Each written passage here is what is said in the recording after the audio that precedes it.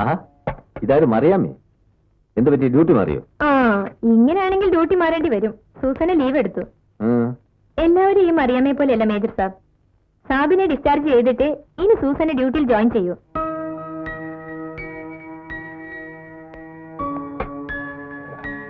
Good night major sir. Good night.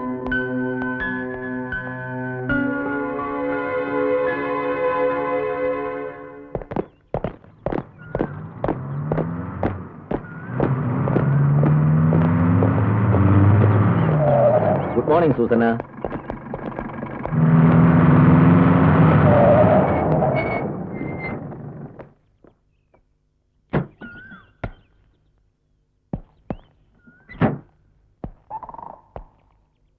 എന്നെ discharge ചെയ്തിട്ടേ തിരിച്ച് ജോയിൻ ചെയ്യുന്ന നിർബന്ധമായിരുന്നു അല്ലേ?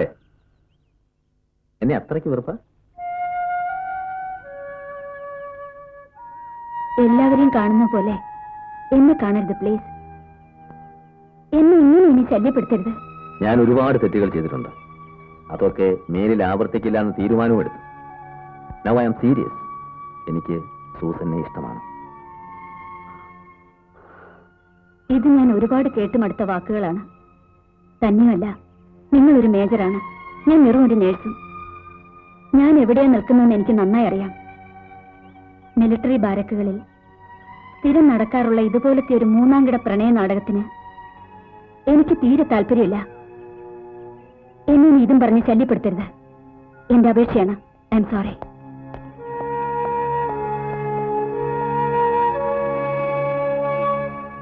രാജേട്ടൻ വളരെ ആലോചിച്ചെടുക്കേണ്ട തീരുമാനമാണ്. ആൽക്കഹോളിക് ആയ ഒരപ്പൻ, പേരുദോഷം കേട്ട് കെട്ടിക്കാൻ നിൽക്കുന്ന ചേച്ചി, പോലീസ് സ്റ്റേഷനിൽ സ്ഥിരം കയറി ഇറങ്ങുന്ന അനുജൻ, അതിന്റെ ഇളയതൊരു പെങ്കൊച്ച് സ്കൂളിൽ. എല്ലാം സൂസന്നയുടെ ശമ്പളം കൊണ്ട് മാത്രം വേണം നടക്കാൻ. തന്നെയുമല്ല, രാജേട്ടന്റെ കുടുംബക്കാർക്ക് ഇത് ചിന്തിക്കാൻ പോലും പറ്റില്ല. രാജേട്ടന്റെ കാര്യങ്ങൾ രാജേട്ടൻ തീരുമാനിച്ചോളാം.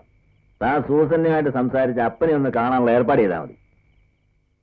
I really mean it. I am serious. Okay, ഞാൻ സംസാരിക്കാം. See you tomorrow.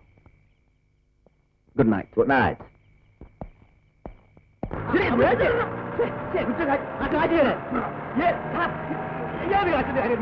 അപ്പൻ എന്റെ പോക്കറ്റിൽ നിട്ട കാശുകാരി ഞാൻ ചോദിക്കുന്നത്. ഈ കടിച്ചു മാറ്റി വെള്ളം അടിച്ചില്ലേ? അടിച്ചു.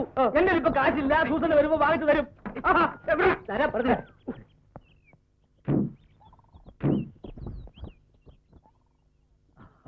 വന്നാട്ടെ വന്നാട്ടെ. ഞങ്ങൾ അപ്പനും മോനും തമ്മിലൊന്ന് സ്നേഹിക്കുകയായിരുന്നു. അവൻ അർജന്റായിട്ടൊരു 100 രൂപ വേണമെന്ന്. എന്റെ ഇവിടുന്ന കാശ് നമ്മൾ തമ്മിലാകുമ്പോ പറയാലോ, ഒരു 100 റുപ്പീസ് കിടന്നേ. ഏതായാലും മെനക്കെട്ടില്ലേ, ഒരു 100 റുപ്പീസ് കൂടെ ആയിക്കോട്ടെ. ഓക്കെ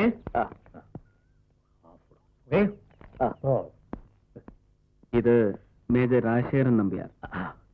ഞാൻ ഡൊമിനിക് ഫെർണാണ്ടസ്. സർവീസിൽ ഡ്രൈവർ ആയിരുന്നു. ഇപ്പൊ റിട്ടയർ ആയിട്ട് കുറച്ചു കാലമായി. Please come.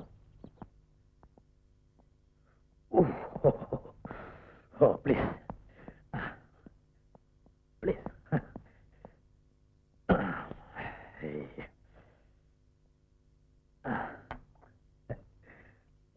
ഓഫർ ചെയ്യാനില്ല, സോറി. ഞാൻ സൂസന്നയോട് സംസാരിച്ചിരുന്നു. അവളെല്ലാം പറഞ്ഞു. കേട്ടോ വേറെ, ഞാൻ ഉള്ള കാര്യം ഉള്ളതുപോലെ പറയും. എന്റെ മോള് സൂസന്ന കാണാൻ കൊള്ളാവുന്ന ഒരു പെണ്ണായതുകൊണ്ട് അവള് ജോലി ചെയ്തിട്ടുള്ള എല്ലാ ക്യാമ്പുകളിലും ലെഫ്റ്റനന്റ് മുതല് കേണലന്മാര് വരെ കല്യാണാലോചനയായിട്ട് വന്നിട്ടുണ്ട്. പക്ഷെ ഉള്ള കാര്യം ഉള്ളതുപോലെ പറയുമ്പോ ഈ ആലോചനക്കാരൊന്നും തിരിച്ചു വന്നിട്ടുമില്ല. അതുകൊണ്ട് പറയുന്നതാ. നാൻസി, എനിക്ക് 4 മക്കളാ, 3 പെണ്ണും ഒരാണും. ഭാര്യ ഉള്ളത് അകത്ത് കിടപ്പിലായിട്ട് കുറച്ചു കാലമായി. ഇത് സൂസന്നയുടെ മൂത്തതാ നാൻസി. ഇവിടെ അടുത്ത് തയ്യക്കടലാ ജോലി. ഇത് ജൂഡി, 10ാം ക്ലാസ്സിലാ. പിന്നെ ആണൊരുത്തരുള്ളവനെ നേരത്തെ കണ്ടല്ലോ. അവന് പ്രത്യേകിച്ച് ജോലിയൊന്നും ഇല്ല. മറ്റുള്ളവർക്ക് ജോലി ഉണ്ടാക്കുക എന്നുള്ള അവന്റെ ജോലി. ഇതൊക്കെയാ ഇവിടുത്തെ അവസ്ഥ. നിങ്ങൾ ചായ കുടിക്കേ. കേട്ടോ നേരെ, മൂത്തവളെ കെട്ടിച്ചയക്കണം, ചെറുക്കൻ ഒരു ജോലി വാങ്ങിച്ചു കൊടുക്കണം, ഇളയവളെ പഠിപ്പിക്കണം. വീട്ടുകാരത്തേക്ക് മരുന്ന് വാങ്ങിച്ചു കൊടുക്കണം. എനിക്ക് കിട്ടുന്ന മുക്കാച്ചക്കരം പെൻഷൻ കാശുകൊണ്ട് ഒന്ന് നാവ് നനയ്ക്കാൻ പോലും തികയില്ല. പിന്നെ എല്ലാം സൂസന്നയുടെ ശമ്പളം കൊണ്ട് വേണം നടക്കാൻ. ചുരുക്കി പറഞ്ഞാൽ സൂസന്ന ഞങ്ങളുടെ ഒരു കറവ പശുവാണ്. അതുകൊണ്ട് ഇവിടുത്തെ എല്ലാ കാര്യങ്ങളും എല്ലാ ചെലവുകളും നോക്കി നിർത്താൻ തയ്യാറുള്ള ഒരാൾക്ക് മാത്രമേ ഞാൻ എന്റെ മോളെ കെട്ടിച്ചു കൊടുക്കൂ. സൗകര്യം ഉണ്ടെങ്കിൽ മതി, അല്ലെങ്കിൽ അവൾ ഇവിടെ സന്തോഷമായിട്ട് നിന്നോളും. ആ, എല്ലാം അറിഞ്ഞുകൊണ്ട് തന്നെയാ വന്നത്. ഞാനൊന്ന് ആലോചിച്ചിട്ട് സണ്ണി വഴി അറിയിക്കാം. മതി, ധാരാളം മതി. ആ, ഇതിനൊക്കെ പുറമെ മാസാമാസം കൃത്യമായി നല്ലൊരു തുക 1-ാം തീയതി തന്നെ ഇവിടെ എത്തിക്കണം. അങ്ങനെയാണെങ്കിൽ മുന്നോട്ട് ആലോചിച്ചാൽ മതി. ആയിക്കോട്ടെ. ആ ആ.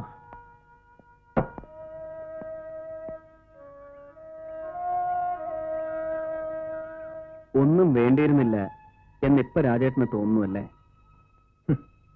ഇതുവരെ സൂസന്നയോട് എനിക്ക് സ്നേഹം മാത്രമേ തോന്നിയിരുന്നുള്ളൂ. ഇപ്പോ ഒരു വല്ലാത്ത സഹതാപം തോന്നുന്നു. അവരുടെ ചുറ്റുപാട് കണ്ടാൽ ആർക്കും സഹതാപം തോന്നും. രാജേട്ടന്റെ തറവാടിനെ കുറിച്ച് ഓർക്കുമ്പോ ഈ ബന്ധം ഒരിക്കലും അവർക്ക് സഹിക്കാനാവില്ല. ഈ ആവേശമൊക്കെ കഴിയുമ്പോൾ രാജേട്ടന് മറിച്ച് ചിന്തിച്ചാൽ ഒരുപാട് ജീവിതങ്ങൾ ഒരുമിച്ച് തകരും. അതാ എന്റെ പേടി. നോ, ഇത്രയും കാലം വേണ്ടാന്ന് വെച്ചിരുന്ന ഒരു കാര്യം ഇപ്പൊ ഞാൻ വേണമെന്ന് ആഗ്രഹിച്ചതും തീരുമാനിച്ചതും എല്ലാം ആലോചിച്ചിട്ട് തന്നെയാണ്. I want her. I am mad after her. സൂസന്നയുടെ അപ്പൻ പറഞ്ഞ എല്ലാ നിബന്ധനകൾക്കും ഞാൻ തയ്യാറാണ്. മാസം ഒരു തുക, നല്ലൊരു തുക കൃത്യമായി അവിടെ എത്തിച്ചേക്കാം. അമ്മ പ്രായമായിട്ടിരിക്കുകയല്ലേ, ഒരു അനുവാദം പോലും ചോദിക്കാതെ? അനുവാദം ചോദിക്കാൻ പോയാൽ നടക്കില്ല. ഇപ്രാവശ്യം അമ്മയുടെ പിറന്നാളിന് പോകുമ്പോ നീ കൂടെ വേണം. നീ വേണം അമ്മയോട് പറഞ്ഞ സമ്മതം മേടിക്കും. അമ്മാവന്മാർക്കും അമ്മായിമാർക്കും മറ്റുള്ളവർക്കും ഒക്കെ എതിർപ്പായിരിക്കും. ആർക്കും ഒരു ബുദ്ധിമുട്ടും വേണ്ട. കൂനൂരിൽ ഒരു രജിസ്റ്റർ മാരേജ്. ഞാൻ തീരുമാനിച്ചാൽ പിന്നെ തീരുമാനിച്ചാണെന്നറിയാമല്ലോ. സാമ്പാർ ഒഴിക്കാൻ ഒരു കുഴി അങ്ങോട്ട് കുത്തിക്കൂടെ? ഞാൻ കുത്തി തരണ. എടാ ചിറ്റപ്പാ, കുട്ടികൾക്ക് നോക്കിയോളമ്പടാ. അതെങ്ങനെയാ? രാജശേഖരൻ കുട്ടി വന്നാ പിന്നെ ദാഹം തീർത്ത് ചിറ്റപ്പനങ്ങ് വല്യപ്പനാകും. ഞാൻ നന്നായിട്ട് കഴിക്കും, ഇപ്പൊ കഴിച്ചിട്ടുണ്ട്. ഇനി കൂടി പോയാ ദേ ഇതുപോലെ ഒന്ന് വിയർക്കും. പക്ഷെ വേറെ ചില ആളുകൾ അങ്ങനെയല്ല. കുടിച്ച് ലക്കില്ലാണ്ട് ബാത്റൂമാണെന്ന് വിചാരിച്ച് അടുക്കളയിൽ പോയി മൂത്രമൊഴിക്കുക. ഞാൻ പ്രത്യേകിച്ച് ആരും ഉദ്ദേശിച്ച് പറഞ്ഞതല്ല, ഒരു പൊതു സ്വഭാവം പറഞ്ഞതേ ഉള്ളൂ. താൻ ഈ പൊതു സ്വഭാവം നിർത്താമോ? ഇപ്പൊ നിങ്ങൾക്ക് ആളെ മനസ്സിലായില്ലോ. ഇയാളെന്നെ അതൊക്കെ പോട്ടെ, രണ്ടുപേരോടായിട്ട് തന്നെ ചോദിക്കുക. ഇങ്ങനെ പിറന്നാൾ സദ്യ കൊണ്ട് നടന്നാ മതിയോ? എന്നാ ഇനി ഒരു കല്യാണ സദ്യ ഉണ്ടാൻ പറ്റുക? ആ സണ്ണി, അവനോട് ആ കാര്യം പറയുന്നത് ദേഷ്യ. അതുകൊണ്ട് നീയെങ്കിലും സമയം കളയാണ്ട് പെണ്ണ് കെട്ടാൻ നോക്ക്. കൂടി പോയാൽ ഒരു പിറന്നാൾ സദ്യക്ക് കൂടിയേ ഞാൻ ഉണ്ടാവുള്ളൂ. അതിനു മുമ്പെങ്കിലും ആ ആഗ്രഹം ഒന്ന് സാധിപ്പിച്ചു തന്നാ നന്നായിരുന്നു. വായരപ്പാ, ഇപ്രാവശ്യത്തെ വരവിന് ചില തീരുമാനങ്ങളൊക്കെ എടുത്തിട്ടുണ്ട്. അമ്മയോട് എല്ലാം വിശദമായിട്ട് പറയാം. കാശും സൗകര്യമൊക്കെ അല്പം കുറഞ്ഞാലും തിരക്കില്ല. നല്ല അന്തസ്വാഭിജാത്തിയുള്ള കുടുംബത്തിൽ പറഞ്ഞോളായിരിക്കണം. അത്രേ ഉള്ളൂ.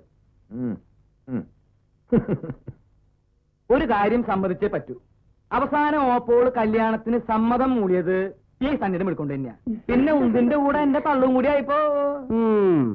അമ്മ എന്നോട് ഇതെന്നോട് പറയാൻ നിനക്ക് എങ്ങനെ ധൈര്യം വന്നു എന്ന് ചോദിച്ചതോടെ ഈ ചിറ്റപ്പം എന്നെ കമാന്നൊരു അക്ഷരം മിണ്ടിയിട്ടില്ല. അതാണ് അതിന്റെ കുറ്റം. ഞാനൊരു അക്ഷരം പറയാതെ ഗൗരവമായിട്ട് അങ്ങനെ നിന്ന ഓപ്പോൾക്ക് അറിയാൻ സംഗതി കുഴപ്പാണെന്ന്. അതുകൊണ്ട് എന്നെ ഓപ്പോൾ പെട്ടെന്ന് സമ്മതിച്ചത്. എന്റെ ചുമച്ചേ. എന്നാലും അവസാനം രാജേട്ടനൊരു നസ്രാണി പെണ്ണിനെ കിട്ടിയുള്ളൂ കെട്ടാൻ. ഇനി സണ്ണിച്ചായനും അവിടെ സുന്ദരിയായ വല്ല നേഴ്സിനെയും കണ്ടുവച്ചിട്ടുണ്ടോ ആവോ? ഉള്ളത് പറഞ്ഞ എനിക്കിപ്പോ സണ്ണിമോന്റെ കാര്യത്തിലാ പേടി. രാജശേഖരൻകുട്ടിക്ക് എന്തോ ആവാം. അപ്പനപ്പന്മാരെ സമ്പാദിച്ചിട്ടുണ്ടല്ലോ. ഇവിടെ അച്ചായം മരിച്ചതി പിന്നെ ഇവനെ മാത്രം കണ്ടുകൊണ്ടാ ഞാനും ഈ പെമ്പിള്ളേരും ജീവിക്കുന്നത്. അതുകൊണ്ടൊന്നും അമ്മച്ചി പേടിക്കണ്ട. നല്ല ആലോചന വന്നെങ്കിലേ തന്നെ കിട്ടും. ഞാൻ പിന്നെ കല്യാണമേ വേണ്ടാന്ന് പറഞ്ഞ് നടന്നെങ്കിലും സൂസന്നെ കണ്ടുമുട്ടിയപ്പോ എന്തോ ഒരു പ്രത്യേകത തോന്നി. അതുകൊണ്ട് കെട്ടുന്നു മാത്രം. സത്യം പറഞ്ഞ ഞാനും ഒരു ക്രിസ്ത്യാനി പെണ്ണിനെ പ്രേമിച്ചിരുന്നു. എന്താ അവളുടെ പേര്? എലിക്കുട്ടി. എലിക്കുട്ടി? എലിക്കുട്ടിയല്ലേ? എലിക്കുട്ടി. ഓ, ശരി. ഞാൻ ദിവസവും ഒരു ചെക്കന്റെ കയ്യിൽ അവൾക്ക് എഴുത്തും കൊടുത്ത് വിടുമായിരുന്നു. പറഞ്ഞിട്ട് കാര്യമൊന്നുമില്ല. അവസാനം അവൾ ആ ചെക്കന്റെ കൂടെ ഒളിച്ചോടിപ്പോയി. പിന്നെ ഞാൻ ഈ നാണം കെട്ട പ്രേമം എന്നുള്ള പണിക്ക് പോയിട്ടില്ല. അതൊക്കെ പോട്ടെ. ഈ വിവാഹ സമ്മതം ആഘോഷിക്കാൻ ചിറ്റപ്പന്റെ ചെലവിൽ നല്ല നാടൻ തെങ്ങുകൾ വരുന്നുണ്ടെന്ന് പറഞ്ഞിട്ട്? ചിറ്റപ്പന്റെ ചെലവിലല്ല, ചിറ്റപ്പന്റെ വകയായി രാജശേഖരൻ കുട്ടിയുടെ ചെലവിൽ അതിന് ഏർപ്പാട് ചെയ്തിട്ടുണ്ട്. അത് പിന്നീട് വരും. അതുകൊണ്ട് താറാവ്, കോഴിയിറച്ചി, കാളയിറച്ചി മുതലായ കള്ളിന്റെ കൂട്ടുകാരെ പ്രത്യേകം ഞാൻ ഈ വേദിയിലേക്ക് ക്ഷണിച്ചുകൊള്ളുന്നു. അമ്മച്ചിയും പിള്ളേരും അവരെ വേഗം ഇങ്ങോട്ട് ആനയിക്കാൻ ഞാൻ താല്പര്യപ്പെടുന്നു. നമസ്കാരം. എങ്ങനെയുണ്ട്?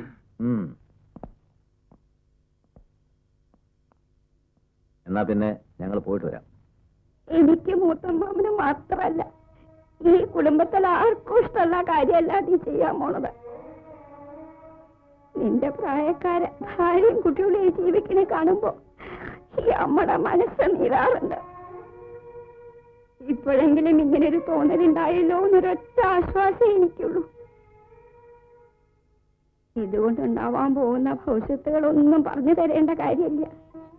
അതൊക്കെ മനസ്സിലാക്കാനുള്ള ബുദ്ധിയും പ്രായവും നിനക്കുണ്ട്. നന്നായി വരട്ടെ.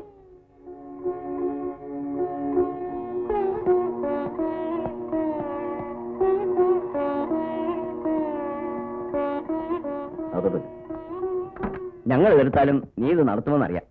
കൂന്നൂരിൽ വെച്ച് രജിസ്റ്റർ മാരേജ് ചെയ്യാനാണ് പ്ലാൻ എന്ന് പറഞ്ഞു. ആയിക്കോട്ടെ, പക്ഷെ ഞങ്ങളെ ആരും അങ്ങോട്ട് പ്രതീക്ഷിക്കണം. ഓ, കാര്യങ്ങളൊക്കെ കഴിഞ്ഞ് സൗകര്യം പോലെ ഇങ്ങോട്ടൊക്കെ വരിക. നീ കയറ്.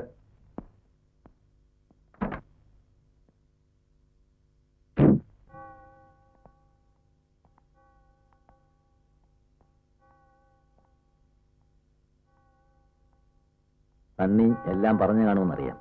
എങ്കിലും ഒന്നുകൂടി പറയാണ്, എന്റെ വീട്ടുകാരുടെ സമ്മതം ഞാൻ വാങ്ങിക്കഴിഞ്ഞു. സൂസന്നയുടെ അപ്പൻ പറഞ്ഞ എല്ലാ നിബന്ധനകൾക്കും ഞാൻ തയ്യാറുമാണ്. ഇനി സൂസന്നയുടെ തീരുമാനമാണ് എനിക്കറിയേണ്ടത്. ഇപ്പൊ തന്നെ പറയണമെന്നില്ല, സാവകാശം ആലോചിച്ച് പറഞ്ഞാൽ മതി. ഞാൻ കോട്ടയസ് വഴിയാ പോകുന്നത്. ഡ്രോപ്പ് ചെയ്യാം? വേണ്ട, ഞാൻ നടന്നു പോയിക്കോളാം. ഞാൻ ഡ്രോപ്പ് ചെയ്യാടോ. വന്നേ.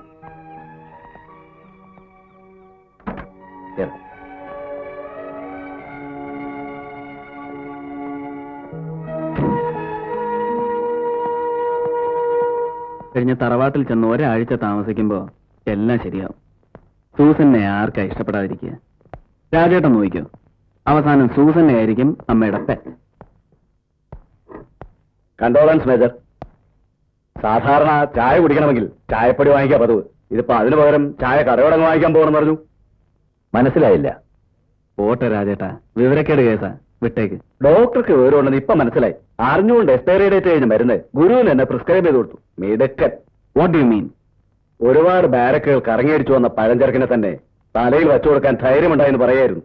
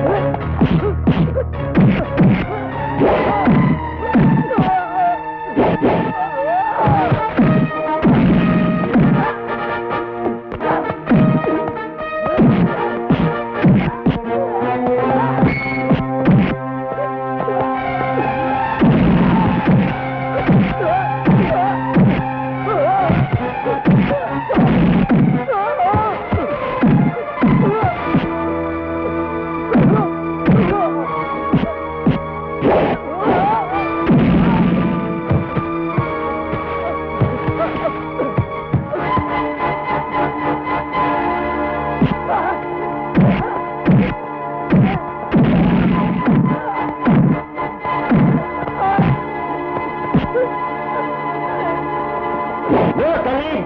No! Get lost! മതി മതി. രാജശേഖരം കൂട്ടി ചുരുട്ടുവലിയും റമ്മൂടിയും കല്യാണത്തോടെ നിർത്തിയത് ചിറ്റപ്പന് വലിയൊരു അടിയായിപ്പോയി.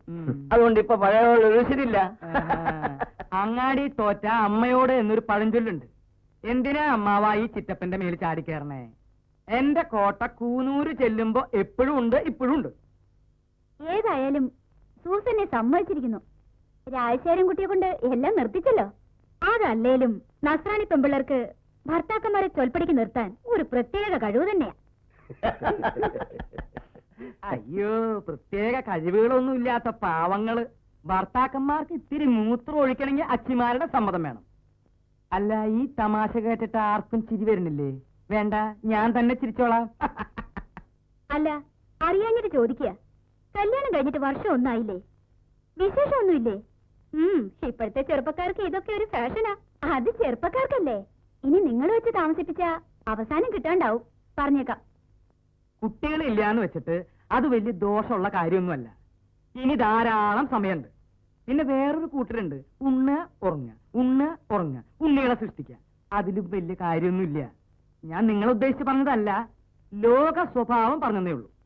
ദേ, ഇതിന് ഇത്തിരി എടുത്തേണ്ട ചവച്ചേൻ ആ ദുഷ്ടിന്റെ ഒന്ന് മാറട്ടെ. ഇത്തിരി അമ്മായിക്കും കൊടുക്കുക. ഇത് ചിറ്റപ്പൻ പഴയ ഫോട്ടോയാ.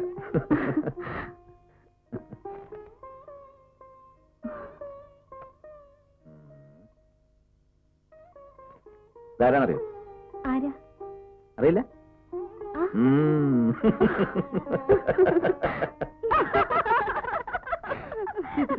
ചേച്ചി കൊള്ളിച്ചെന്ന് പറഞ്ഞത് ഏതായാലും നന്നായി. അവളെ കണ്ടാൽ അറിയില്ലേ അവളിനി പ്രസവിക്കില്ലാന്ന്. അതിന് ഗർഭപാത്രം ഉണ്ടായിട്ട് വേണ്ടേ പ്രസവിക്കാൻ. ഇവറ്റോളൊക്കെ പലതും കഴിഞ്ഞ് അതൊക്കെ എടുത്ത് കളഞ്ഞിട്ടല്ലേ കെട്ടുന്നത്. ഏതായാലും നമ്മുടെ രാജശേഖരൻ കുട്ടി അവസാനമായി കണ്ടുപിടിച്ചു കൊണ്ടുവന്നത് അബദ്ധമായി പോയല്ലോ എന്റെ ഈശ്വര. നേഴ്സാണെന്ന് കേട്ടപ്പോഴേ ഞാൻ നിരീക്ഷതാ ഇതൊക്കെ ഇങ്ങനെ ഉണ്ടാവുമെന്ന്. സാരമില്ല, ഇതൊന്നും കേട്ടതായിട്ട് ഭാവിക്കണ്ട. ഇതുങ്ങളൊക്കെ ഇങ്ങനെയാ. നമുക്കിനി ഇവിടെ നിൽക്കണ്ട, നാളെ തന്നെ കൂനൂർക്ക് മടങ്ങാം.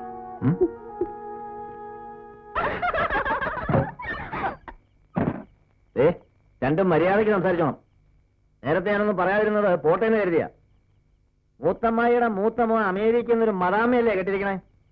മദാമയെ നേഴ്സാണെന്നാണല്ലോ കേട്ടത്. ചെറിയമ്മായിയുടെ വീട്ടിലൊരെണ്ണം ഡൈവോഴ്സായി നിൽപ്പില്ലേ? പറയാനാണെങ്കിൽ ഇനിയും കൊണ്ട് ഒരുപാട് കഥകൾ. എന്നെ കൊണ്ട് കൂടുതലൊന്നും പറയിപ്പിക്കണ്ട. ആ,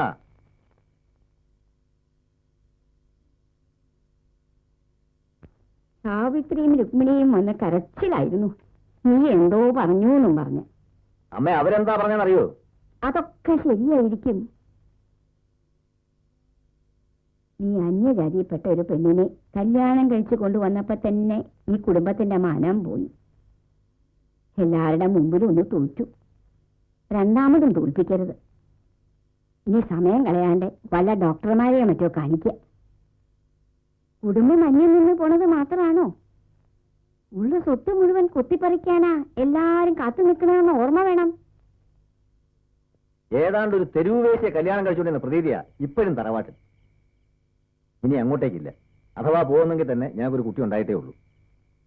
ഇക്കാലത്ത് ഇതൊക്കെ ഒരു പ്രോബ്ലമാണ്. ഡോക്ടർ രാജലക്ഷ്മി എനിക്ക് പേഴ്സണലായിട്ട് അറിയാം. The best gynaecologist in town. ഞാൻ വിളിച്ചു പറയാം, രണ്ടുപേരും കൂടി ഒന്ന് കാണും. That's all.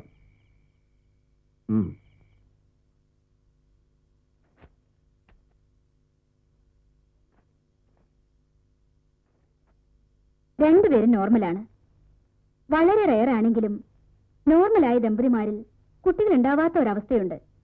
10-15 വർഷങ്ങൾ കാത്തിരുന്നിട്ട് കുട്ടികളുണ്ടായി എത്രയോ കേസുകളുണ്ട്.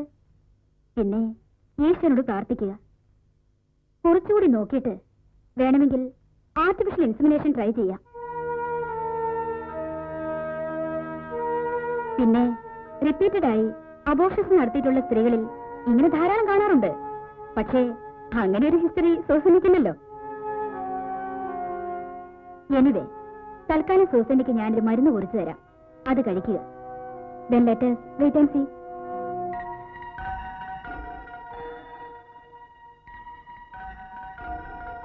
കേട്ടോ മേറെ, ഞാൻ ഉള്ള കാര്യം ഉള്ളതുപോലെ പറയും. എന്റെ മോള് സൂസന്ന കാണാൻ കൊള്ളാവുന്ന ഒരു പെണ്ണായതുകൊണ്ട് അവള് ജോലി ചെയ്തിട്ടുള്ള എല്ലാ ക്യാമ്പുകളിലും ലഫ്റ്റനന്റ് മുതല് കേണലന്മാർ വരെ ആലോചനയായിട്ട് വന്നിട്ടുണ്ട്. പക്ഷെ ഉള്ള കാര്യം ഉള്ളതുപോലെ പറയുമ്പോ ഈ ആലോചനക്കാരൊന്നും തിരിച്ചു വന്നിട്ടുമില്ല. അതുകൊണ്ട് പറയുന്നതാ.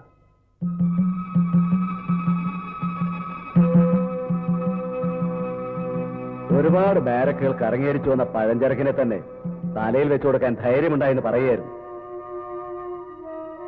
അതിന് ഗർഭപാത്രം ഉണ്ടായിട്ട് വേണ്ട പ്രസവിക്കാൻ. ഇവറ്റോളൊക്കെ പലതും കഴിഞ്ഞ് അതൊക്കെ എടുത്ത് കളഞ്ഞിട്ടല്ലേ കെട്ടുന്നത്. നീ അന്യജാതിയിൽപ്പെട്ട ഒരു പെണ്ണിനെ കല്യാണം കഴിച്ചു കൊണ്ടുവന്നപ്പോ തന്നെ ഈ കുടുംബത്തിന്റെ മാനം പോയി. എല്ലാവരുടെ മുമ്പിലും ഒന്ന് തോറ്റു. രണ്ടാമതും തോൽപ്പിക്കരുത്. റിപ്പീറ്റഡായി അബോർഷൻസ് നടത്തിയിട്ടുള്ള സ്ത്രീകളിൽ ഇങ്ങനെ ധാരാളം കാണാറുണ്ട്. പക്ഷേ അങ്ങനെ ഒരു ഹിസ്റ്ററി സൂസനിക്കില്ലല്ലോ. അങ്ങനെ ഒരു ഹിസ്റ്ററി ഉണ്ടാവാനേ വഴിയുള്ളൂ.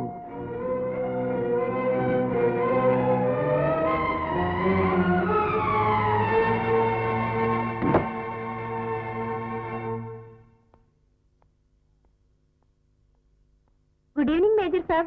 Good evening. എന്തു പറ്റി? ഒരു ചെറിയ മിസ്സിംഗ്. ശരിയാക്കി. സൂസനയ്ക്ക് വിശേഷം വല്ലതും ഉണ്ടോ? ഒന്നുമില്ല. ഏതായാലും സൂസന ഭാഗ്യവതിയാ. സാധാരണ ഞങ്ങൾ നേഴ്സുമാർ ഓഫീസേഴ്സിനെ ആഗ്രഹിക്കും. അതിനായി പലതും കാഴ്ചവെക്കേണ്ടി വരികയും ചെയ്യും. അവസാനം സാധാ വല്ലവരും കെട്ടി സംതൃപ്തിപ്പെടേണ്ടി വരും. പക്ഷെ സൂസനെ പുളിങ്ങമ്മ നോക്കി തന്നെ പിടിക്കുകയും ചെയ്തു, കെട്ടുകയും ചെയ്തു. എന്നാ ഞാൻ പോട്ടെ. ചോദിച്ചായി പറഞ്ഞേക്ക്.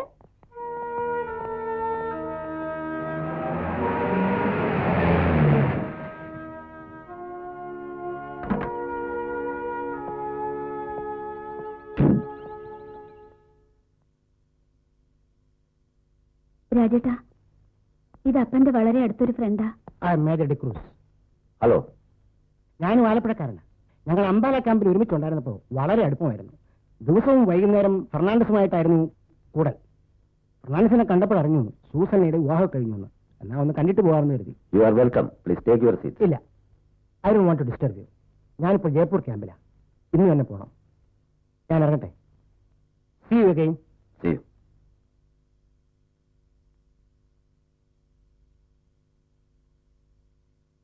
ഇയാൾ ആരാന്നാ പറഞ്ഞേ?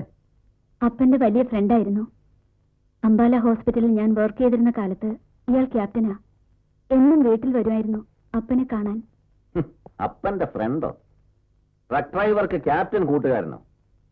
ഒരു കുപ്പി മദ്യമോ ഇത്തിരി കാശോ സമ്മാനിച്ചാൽ നിന്റെ വീട്ടിൽ പിന്നെ എന്തു ആവാലോ അല്ലേ? ആലപ്പുഴയിൽ താമസിക്കുന്ന കാലം തൊട്ടുള്ള പരിചയമായിരുന്നതുകൊണ്ട് റാങ്കൊന്നും നോക്കിയായിരുന്നില്ല അവരുടെ സ്നേഹബന്ധം. ഓഹോ, അപ്പൊ വളരെ പണ്ടേ ഉള്ള ബന്ധമാ. ബന്ധം പുതുക്കാൻ വന്നതായിരിക്കും.